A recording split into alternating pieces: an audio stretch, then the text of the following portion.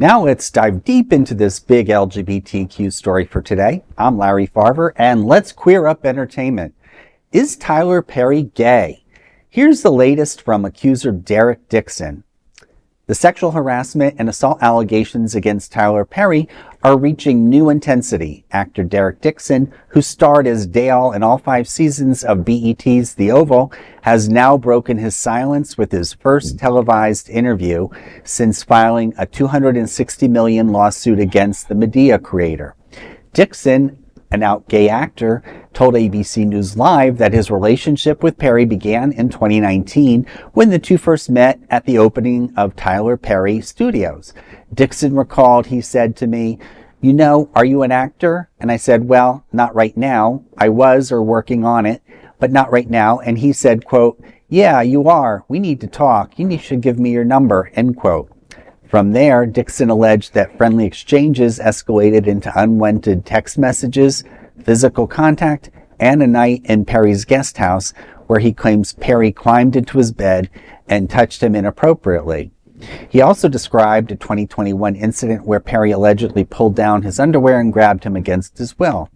When Dixon said, quote, "I don't want this," Tyler insisted, saying, quote, "Unless someone's been through something where they have their control over their bodies taken away, you don't really understand," end quote.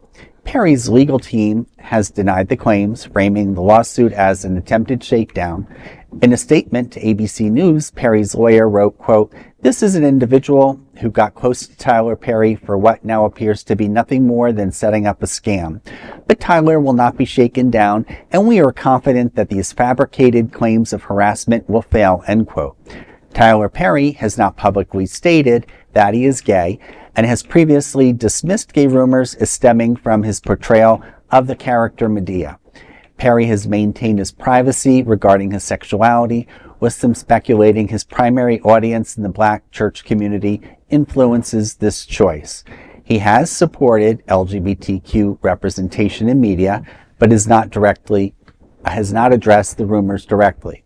For Dixon, the $260 million lawsuit is not just about damages. It's about how do you stop a billionaire who won't stop themselves from doing this. Perry himself has yet to personally comment on the circumstances of the lawsuit. Well, in researching the story before we came to air tonight, apparently there have been several interactions between Dixon and Tyler Perry over the years. And I know sometimes people can't professionally avoid them, but with my human resources background, I would say it's sort of going back for more. Now, I'm not making a judgment here, but I'm saying if you're doing business or interacting with someone and that continues, you may want to steer clear of the circumstances where you may be put in that position, or at least not be left alone with that individual. Like staying at his guest house. But on the other hand, all the respect, Larry, but that we're close to the Weinstein excuse. If that woman comes back, Weinstein's legal defense basically say, if this actress come back again and again and again, just to, I'm not condoning. Yeah. No, not at all. Yeah. So, that becomes the male equivalent of like, why did you go back? Because Tyler Perry is a powerful guy in show business. And if you are that particular brand of drama or the actor that you need to get work, and it's just like Weinstein. That sort of thing kind of become inevitable. Well taken on that then. And it's like, it is hard for survivors to be believed. I was sexually assaulted in college, and it was part of a gay fraternity with another pledge, got me drunk and did things that I did not want him to do. But like, it was very hard to get people to believe me. It wasn't until he did it to someone else, and that person also came forward, that they finally started taking it more seriously. And so I tend to be on the side of like, I like to believe survivors unless there's a compelling reason not to. I do think if Perry did do this, it's highly likely someone else has been the victim of Perry, and I hope that they would step forward. I mean, we have talked about the Black church rapper DC Talk, the guy who was outed by another person who noted that he actually pursues men behind the scenes, despite the fact that he is a gospel singer. There is kind of this this taboo, I guess, in some circles where like coming out is not acceptable. I understand that, but that doesn't mean that it gives you free rein to terrorize your staff. I'm not going to claim to be an expert of the black community or the black church community, but I get very uncomfortable with this talk of like, oh, black people or black churches are allegedly very homophobic. I'm like, I'm sorry.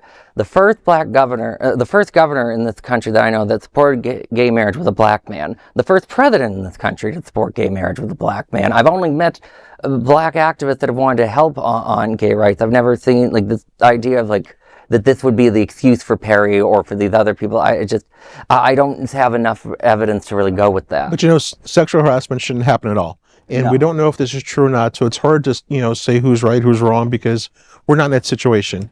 And it's the two of them that are in that situation. Hopefully that didn't happen, and if it did, I feel sorry for this gentleman Dixon, because you are right. I mean, Tyler Perry's powerful, and he's an actor, unemployed actor, so he did what he had to do, maybe. So I'm not really sure. So it's kind of hard to. I think we should all withhold judgment until more information develops. That's a good point as well. Or at least when the disposition comes out. And that is a big LGBTQ story for today. There's no other queer nonprofit media like this in the entire world. Support our LGBTQ stories by subscribing and sharing Queer News Tonight.